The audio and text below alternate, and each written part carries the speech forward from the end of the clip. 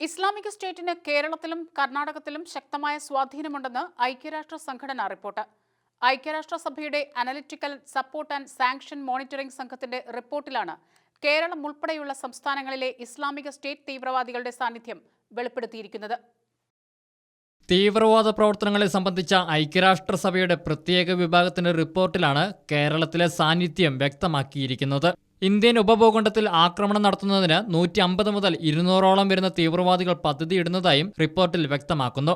ഐക്യരാഷ്ട്രസഭയുടെ analytical support and sanctions monitoring ടീമിന്റെ 26ാമത് റിപ്പോർട്ടിലാണ് ഇക്കാര്യം രേഖപ്പെടുത്തിയിരിക്കുന്നത്.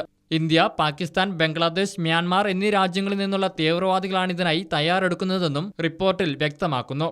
അഫ്ഗാനിസ്ഥാനിലെ താലിബാന്റെ നേതൃത്വത്തിൽ ഇന്ത്യൻ ഉപഭൂഖണ്ഡത്തിൽ പ്രവർത്തിക്കുന്ന അൽ-ഖ്വയ്ദയാണ് പദ്ധതികൾ നടപ്പാക്കാൻ ഒരുങ്ങുന്നതെന്നും റിപ്പോർട്ടിൽ പറയുന്നു.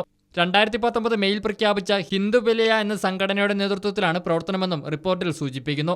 സംഘത്തിന്റെ പ്രവർത്തന മേഖലകളായി കേരളവും കർണാടകവും ഉണ്ടെന്ന് പേരെടുത്തു പറഞ്ഞുകൊണ്ടാണ് റിപ്പോർട്ട്. ഇന്ത്യയിൽ പുതിയ പ്രവശ്യ സ്ഥാപിച്ചതായി ഇസ്ലാമിക് സ്റ്റേറ്റ് തീവ്രവാദി സംഘം കഴിഞ്ഞ വർഷം പ്രഖ്യാപിച്ചിരുന്നു. നിലവിൽ ഇന്ത്യൻ ഉപഭൂഖണ്ഡത്തിലെ IS തീവ്രവാദ പ്രവർത്തനങ്ങൾക്ക് നേതൃത്വം നൽകുന്നത് ഒസാമ മഹ്മൂദാണ്. ഇന്റർനാഷണൽ ഡെസ്ക്, ഷെക്കേന ന്യൂസ്.